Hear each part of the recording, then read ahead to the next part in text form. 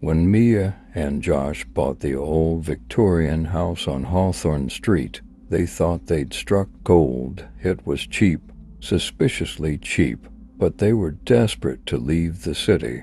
The house was massive, full of creaky floorboards and antique charm.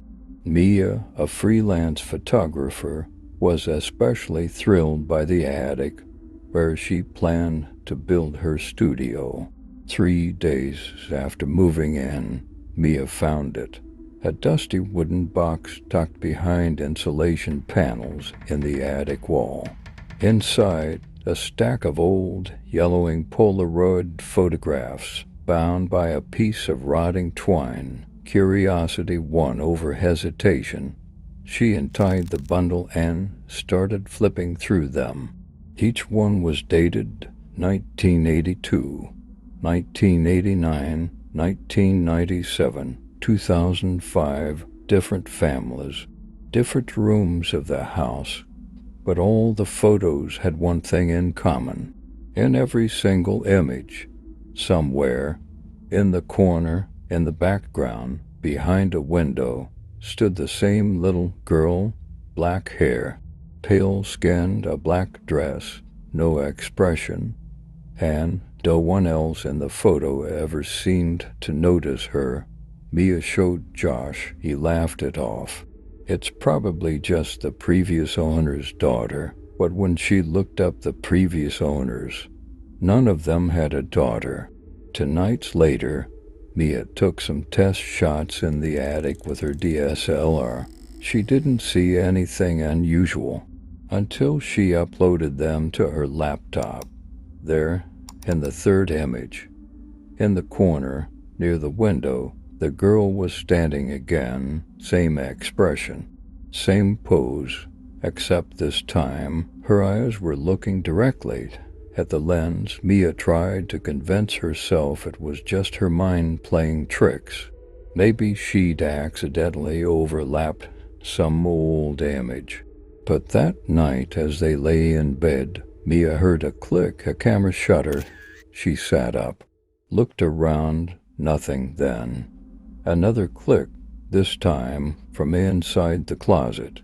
Josh opened the closet, empty, but the next morning, they found a fresh Polaroid under the bedroom door. It was a picture of them sleeping, and in the bottom corner of the frame, the girl.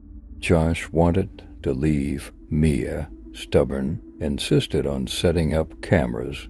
If something's going on, I want proof. That night, they stayed up, watching the feeds. 3:13 a.m. In the attic camera, something shifted.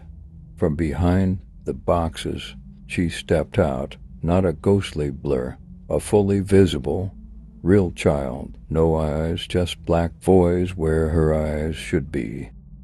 She walked up to the camera, tilted her head, then smiled, and the feed went dead. They didn't sleep.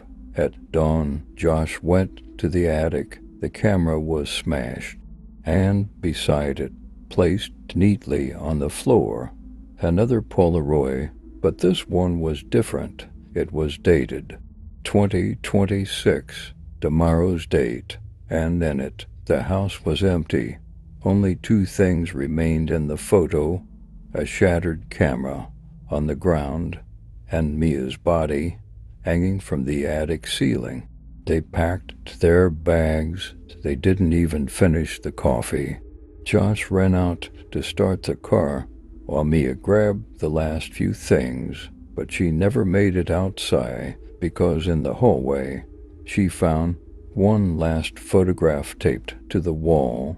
It was still developing, fading in. She waited, paralyzed. First, the outline of a figure appeared, then another, then a third. Mia, Josh, and behind them the girl, her hands on their shoulders. Suddenly the world spun, darkness, cold, and the final sound Mia ever heard was the click of a camera shutter. When the police entered the house a week later, they found hundreds of Polaroids spread across every wall, and in every single one, the little girl was smiling wider